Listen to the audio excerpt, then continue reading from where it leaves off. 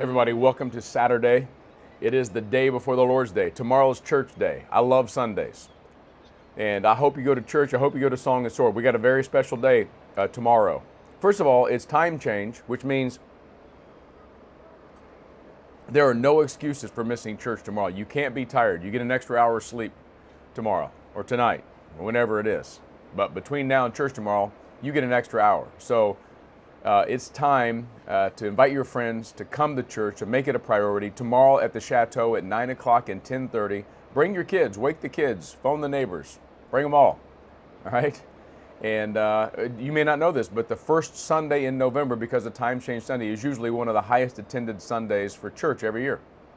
Just a little tidbit to throw in there. And tomorrow is very special at the Chateau for Song and Sword. Song and Sword Church, for the very first time, is going to have a guest preacher. I'm still here in this wonderful, awesome climate. I'm still resting and relaxing. And every once in a while, a preacher has to take a break. And I've got a great friend, Brad Wright. Brad and Missy Wright. Sarah and I met them 32 years ago at Florida Christian College. Great young couple. They've done all these years. They have done ministry, preaching, and he is a preaching brother, and I can't wait for him to share tomorrow. We're starting a new series tomorrow in the book of Jonah called Dangerous Mission, and he's got a great word for you. Now, here's the deal. We haven't figured out all the technology stuff, so if you're watching online, I'm still preaching online. I recorded a sermon before we left from Jonah 1, starting a new series called, Dangerous Mission. That's what it is. Vacation brain sneaking in. I love you guys. I hope you're well. I want to share with you one last word about a king. Remember, we've been talking this whole week, Hamelech, the king, and Yehovah or Jehovah, the Lord King, the King of Kings and Lord of Lords. That's who we're talking about. And we got this great prophecy from Zechariah. Zechariah 9, verses 9 and 10. It's a prophecy about the king. Remember, Zechariah was the prophet. He came back with Zerubbabel from the captivity. So we put him somewhere around 536-ish BC. And that's when the people return and they rebuild the temple. And Zerubbabel is the king, the appointed king. And Zechariah is one of the prophets with him. Nehemiah and Ezra and them, right? But here's what he says. Here's his prediction, his prophecy about the coming king. Rejoice greatly, O daughter of Zion.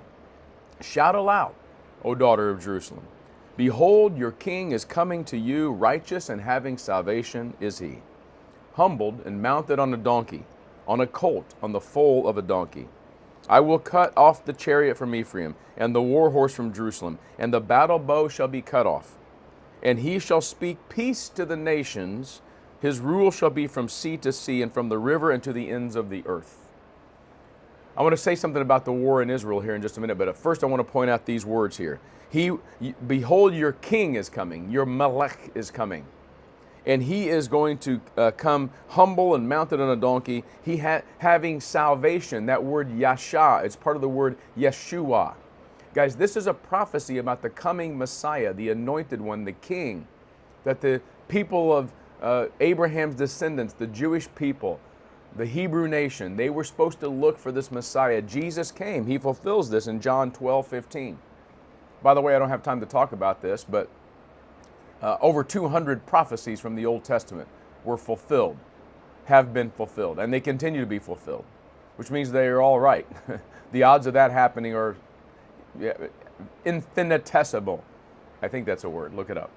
Anyway, so the idea is, though, that this guy Zechariah, 530 years before Jesus was born, predicted that there was going to be a righteous, humble king that's going to come having salvation.